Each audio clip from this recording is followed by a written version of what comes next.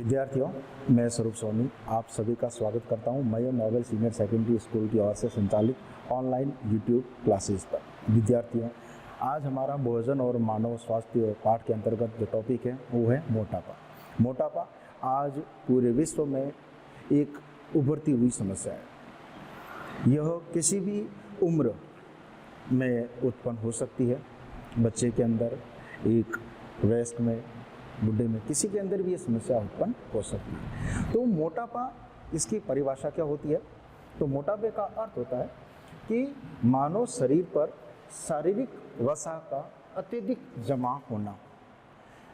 मनुष्य के शरीर में वसा जब अधिक जमा हो जाती है तो उससे हमारे स्वास्थ्य पर एक प्रतिकूल, एक बुरा प्रभाव उत्पन्न होता है। कई सारे रोग उत्पन्न होते हैं। इसे हम मोटापा या ओबेसिटी कहते हैं। तो मानव शरीर पर शारीरिक वसा का अत्यधिक जमा होना, जिससे मानव स्वास्थ्य पर एक प्रतिकूल प्रभाव उत्पन्न होता है, इसे हम मोटापा कहते हैं। मोटापे को कैसे मापा जाता है? यदि कोई मोटा व्यक्ति चिकित्सक के पास जाता है तो वह उसे उसके भार तथा शारीरिक जो ऊंचाई है उसके अनुपात के आधार पर मोटापे को ज्ञात करता है। तो मोटापे को ज्ञात किया जाता है BMI के द्वारा। BMI यह मोटापे का सूचक है।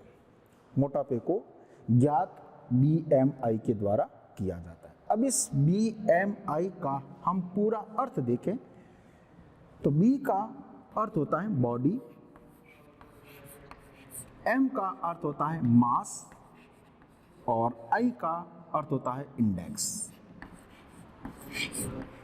बॉडी मास इंडेक्स, और जिसका हिंदी में अर्थ होता है शरीर भार सूचकांक। शरीर भार सूचकांक, बॉडी मास इंडेक्स के द्वारा मोटापे को ज्ञात किया जाता है। अब कहाँ से मोटापा शुरू होता है? तो मोटापे की जो रीडिंग होती है, यदि किसी व्यक्ति की BMI का मान 25 किलोग्राम बटा मीटर स्क्वायर है, यदि एक व्यक्ति डॉक्टर के पास गया और उसने उसका जब BMI ज्ञात किया और BMI का मान आया 25, तो 25 का अर्थ होगा कि वह व्यक्ति अब ओवरवेट की स्थिति में है। ओवरवेट का अर्थ होगा कि वह मोटापे की पूर्व स्थिति में है, वह मोटापे के बिल्कुल सीढ़ियों पर पहुंच चुका है। यदि वो व्यक्ति अपने स्वास्थ्य का ध्यान नहीं रखेगा, अपने भोजन का, खान पान का, शारीरिक व्यायाम का यदि वो ध्यान नहीं रखेगा, तो आने वाले कुछ महीनों के अंदर वह मोटापे से ग्रसित होगा। तो यदि किसी व्यक्ति के BMI का मान 25 किलोग्राम बटा मीटर स्क्वायर है, तो इस स्थिति को हम कहते हैं मोटापे की पूर्व स्थिति। मोटापे की पूर्व स्थिति अर्थात ओवरवेट, व्यक्ति के भार से उसका मान बढ़ रहा है। अब यदि मान 25 से बढ़कर यदि 30 पहुंच चुका है, यदि कोई व्यक्ति जिसके BMI का मान 30 से अधिक है, 30 किलोग्राम बटा मीटर स्क्वायर का मान वह पार कर चुका है, तो यह स्थिति मोटापा कहलाती है। तो मोटापे के लिए BMI का मान होता है 30 किलोग्राम बटा मीटर स्क्वायर। तो ये है मोटापे की स्थिति। मोटापे की स्थिति का मान होगा 30 किलोग्राम बटा मीटर स्क्वायर। तो मोटापे को ज्ञात किया जाता है BMI के द्वारा, बॉडी मास इंडेक्स। यह मोटापे को ज्ञात करने का एक तरीका है। 25 किलोग्राम बटा मीटर स्क्वायर यह मोटापे की पूर्व स्थिति है, और यदि यह मान 30 किलोग्राम बटा मीटर स्क्वायर है तो वह मोटापे की स्थिति कहलाएगी। अब इससे आगे जो भी स्थिति होगी वह सारी मोटापा ही कहलाएगी। अब है कि मोटापे से उत्पन्न रोग कौन कौन से होते हैं। तो मोटापा यह अपने आप में रोगों की जड़ है। रोगों का समूह है। जब किसी व्यक्ति में मोटापा बढ़ना शुरू होता है तो उसे एक रोग नहीं होता, उसके साथ कई सारे रोग उसके शरीर में उत्पन्न होने शुरू होते हैं। तो कौन कौन से रोग उत्पन्न होते हैं, बारी बारी से हम इसका अध्ययन करें। तो पहला है हृदय रोग। उसके शरीर में जब शारीरिक वसा जब अत्यधिक बढ़ जाती है तो उसका प्रभाव उसकी धमनियों पर पड़ता है। धमनियाँ जो उनकी पहले से मोटी है और ऊपर से वसा का जब भार उस पर बढ़ता है तो हृदय रोग अर्थात रक्तचाप संबंधी, उच्च रक्तचाप संबंधी बीमारियां, हृदय की बीमारियां उत्पन्न होती है। तो पहला रोग होगा हृदय संबंधी। दूसरा है मधुमेह, डायबिटीज। इंसुलिन हार्मोन की जो मात्रा है यह रक्त में जब कम हो जाती है तो ग्लूकोज व मूत्र के साथ शरीर से बाहर निकलता है, इसे हम मधुमेह रोग कहते हैं। तो दूसरा इससे रोग होता है मधुमेह। तीसरा है निद्राकालीन श्वास समस्या। निद्राकालीन श्वास समस्या का अर्थ होता है कि वह व्यक्ति खाने के बाद, पीने के बाद जैसे वो सोता है तो सोने के बाद उसको श्वास लेने में दिक्कत होती है, क्योंकि उसका पेट पहले से काफ़ी भरा हुआ है, अधिक उसने भोजन किया, उसके शरीर के अंदर वसा पहले से अधिक जमा है, तो फेफड़ों को फूलने के लिए जगह नहीं मिल पाती और जिससे उसको रात्रि में सांस श्वसन क्रिया करने में दिक्कत होती है, सांस लेने में उससे दिक्कत होती है। तो निद्राकालीन श्वास समस्या। कई प्रकार के कैंसर उत्पन्न हो जाते हैं, किसके द्वारा? मोटापे से।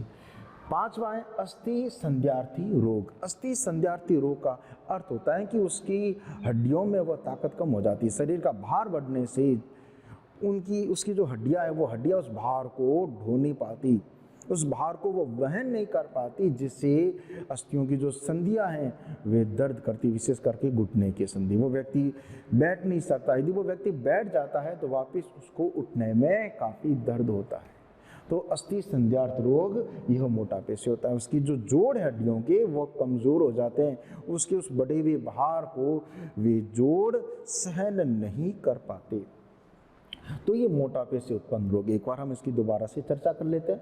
पहला रोग है हृदय रोग। पहला रोग होगा हृदय से संबंधी बीमारी जैसे उच्च रक्तचाप। दूसरा रोग होता है मधुमेह, डायबिटीज।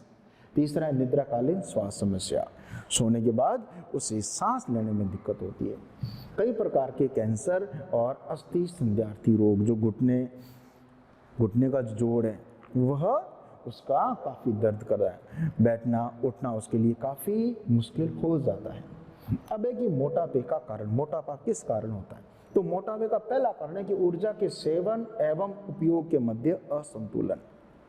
वो व्यक्ति भरपूर भोजन करता है लेकिन उस भोजन के अनुपात में वह परिश्रम नहीं करता, जिसके कारण उसके शरीर में वसा संचय होनी शुरू होती है और मोटापे का एक कारण बनती है। तो मोटापे का पहला कारण है ऊर्जा का सेवन और ऊर्जा के उपयोग के मध्य असंतुलन। दूसरा कारण है अधिक वसा युक्त भोजन करना। भोजन के अंदर वह सुबह के भोजन में, शाम के भोजन में वो अत्यधिक वसा युक्त, चिकनाई युक्त तला हुआ भोजन करता है, तो वह आगे जाकर मोटापे का कारण बनता है। जंक फूड का अर्थ है बाजार में मिलने वाला जो ये फास्ट फूड होता है, पिज़्ज़ा, बर्गर वगैरह। कृत्रिम भोजन का अर्थ है रेडीमेड भोजन, डिब्बाबंद सामग्री, पैकिंग सामग्री जैसे कि चिप्स है, नमकीन है, जो पैक सामग्री उसे हम कहते हैं कृत्रिम भोजन। कृत्रिम भोजन का उपयोग अधिक करना, जैसे कोई व्यक्ति ज़्यादा जंक फूड को खाता है तो जंक फूड को खाने से उसके शरीर के अंदर जो भूख की तृप्ति वो खत्म नहीं होती, वो खाता रहता है और उसके अंदर वसा की मात्रा अधिक होती है।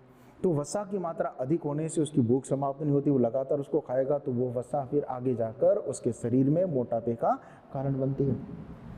कम व्यायाम करना और स्थिर जीवन यापन, सुबह उठने के बाद तैयार होकर अपने काम में चले जाना, काम से वापस आकर खाना और खाना खाने के बाद सो जाना, तो इस तरह का वो डेली रूटीन अपनाता है। व्यायाम को बिल्कुल ही छोड़ देता है तो उसके शरीर में मोटापा उत्पन्न होगा। आगे शारीरिक क्रियाएं उचित प्रकार से नहीं होने पर, शारीरिक क्रियाएं उचित प्रकार से नहीं होने पर का अर्थ है कि जैसे व्यक्ति वह घंटों तक एक चेयर पर बैठकर वह कार्य करता है तो लगातार वो बैठ रहा है तो बैठने से उसके शरीर में जो शारीरिक क्रिया होनी चाहिए, जो मूवमेंट होने चाहिए, वो खत्म हो जाते हैं और जिसके परिणाम स्वरूप उसमें मोटापा धीरे धीरे बढ़ना शुरू होता है। इसी प्रकार अब टू अल्पक्रियता, थायराइड ग्रंथि की यदि क्रियाशीलता कम हो जाती है तो यह भी एक मोटापे का कारण बनती है। तो यह मोटापे का कारण और इसके कुछ प्रभाव। तो मोटापा आज के समय में इस संसार के अंदर एक उभरता हुआ एक रोग है।